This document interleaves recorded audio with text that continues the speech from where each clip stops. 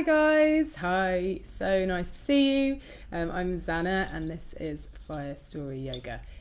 Thanks so much for joining me today. It's always so lovely to have you in the group and to have you in the community. It's a real privilege to be helping you guys on your path to bliss, which is what Fire Story Yoga is all about. So yeah, we're going to deep dive into the solar plexus chakra today, which is exciting. As always, if you've got a candle to hand, that's always a really nice thing to add to our little chats together. And any incense that you might have adds just a little sense of occasion and ceremony to what we're doing together.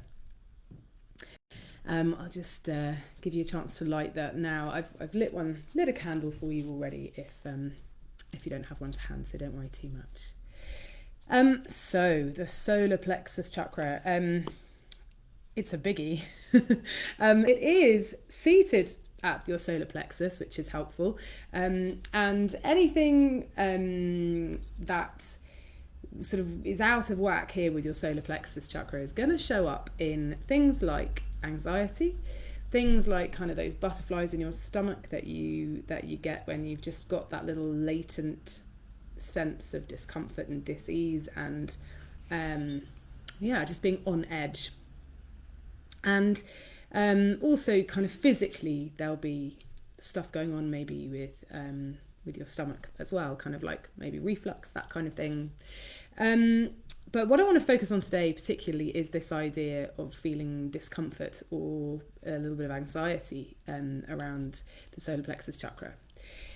Now, the solar plexus chakra is otherwise known as your internal sun. It's the seat of your ego. It's the place from which we shine our light, the light of who we are. And the trick here is to make sure that we're shining our light just bright enough, the kind of the Goldilocks effect, if you like. We want to be shining our light bright enough for everyone to be able to see us and who we are and the truth of who we are and what we're all about. But we don't want to be shining too bright so that we come across as being too brash, too sort of arrogant, I guess, and too sure of who we are, because that is sort of falls into the category of not actually being self-confident. It's sort of pushed it the other way, tipped it over the edge. So we need our ego. The ego gets a bad rap, and this is the seat of our ego. This is where our ego resides. And what I mean by ego is not as in this determines how egotistical we are. That's not at all what ego means in yogic terms. It literally means the face that we present to the rest of the world, the kind of the conscious, the mask almost, if you like, of who we believe ourselves to be. And of course, as yogis, we know that who we believe ourselves to be at this level is not the extent of who we are. We know that there's stuff going on all around in our psyche, but this bit is the bit that we present to the rest of the world.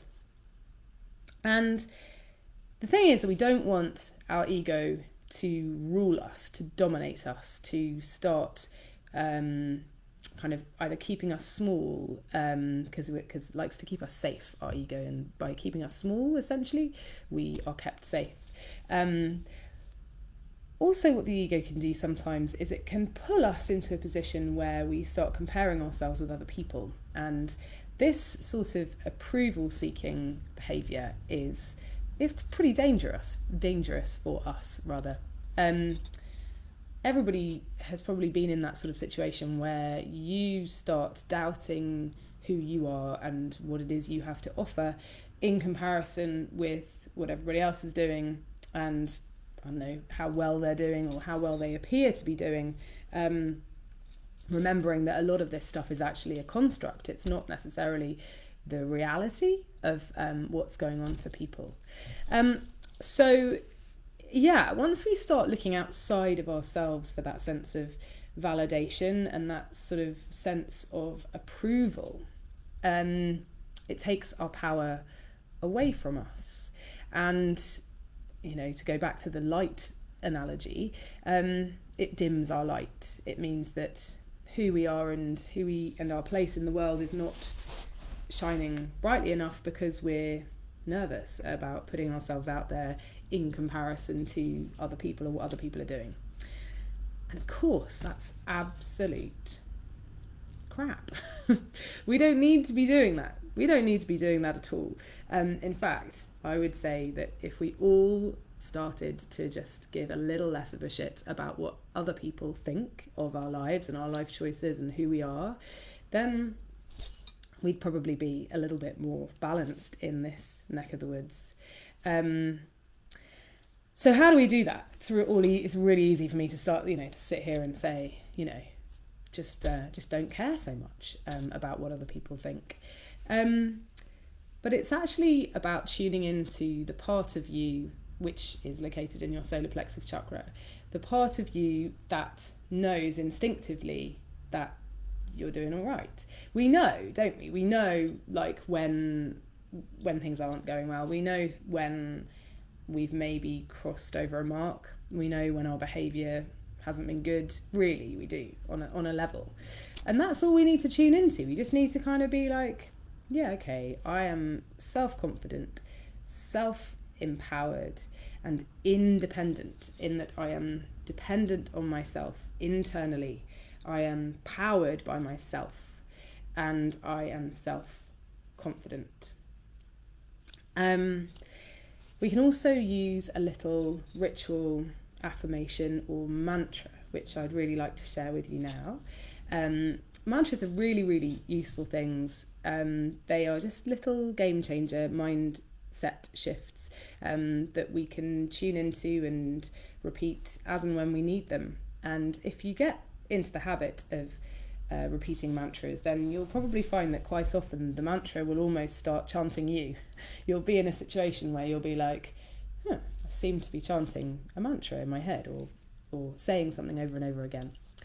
So this one is really nice, just to remind yourself, if you're feeling those that internal feeling of being a bit at sea and the sort of anxiety that I was telling you about, when we're a little bit out of our comfort zone, when we are comparing ourselves to others in a negative way, and we're feeling like we are not good enough. So I'd love you to come to a really comfortable seated position, easy cross-legged position of Sukhasana, and just close your eyes where you are.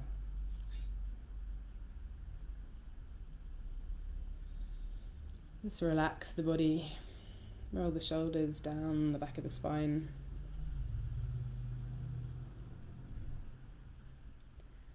And come to stillness.